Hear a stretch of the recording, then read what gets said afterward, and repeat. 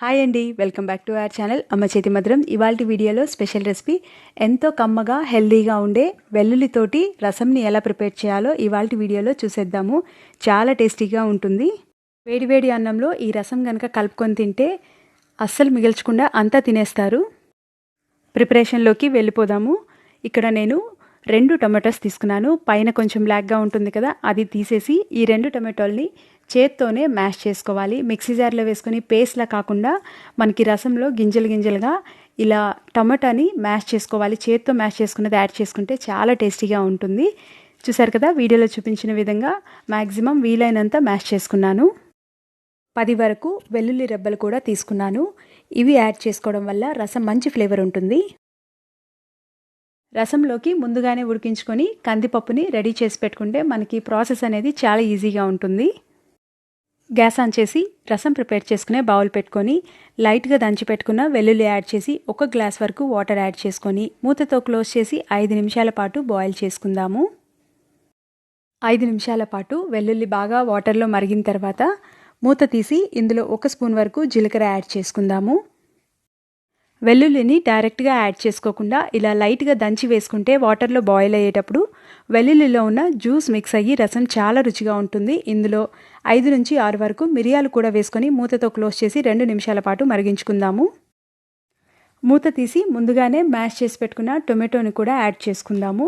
ఒకసారి బాగా మిక్స్ చేసుకున్న తర్వాత తగినంత వాటర్ యాడ్ చేసుకొని కరివేపాకు కొంచెం ఫ్రెష్గా ఉన్నది తీసుకోవాలి. కరివేపాకు కొంచెం ఎక్కువగానే యాడ్ చేసుకోవాలి. 1/2 స్పూన్ వరకు పసుపు, రుచికి తగినంత సాల్ట్ కూడా యాడ్ చేసుకుందాము.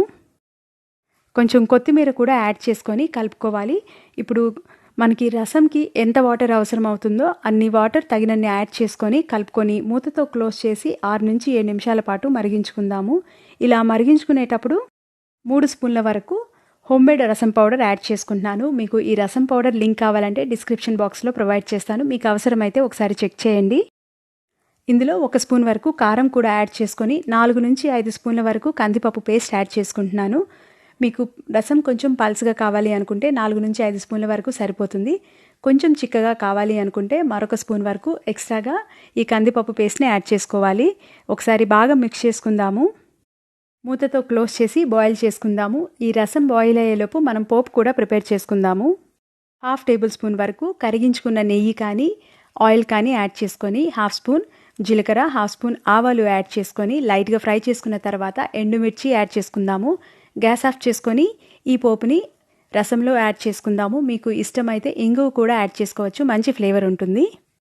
చివరిగా టేస్ట్లని ఒకసారి చెక్ చేసుకున్న తర్వాత కొత్తిమీర యాడ్ చేసుకొని గ్యాస్ ఆఫ్ చేసుకుందాము. గ్యాస్ ఆఫ్ చేసుకున్న తర్వాత 1/2 దెబ్బ వరకు నిమ్మరసం కూడా యాడ్ చేసుకొని మరొకసారి బాగా కలుపుకొని మూతతో క్లోజ్ చేసి 5 నిమిషాల పాటు పక్కన పెట్టుకుందాము.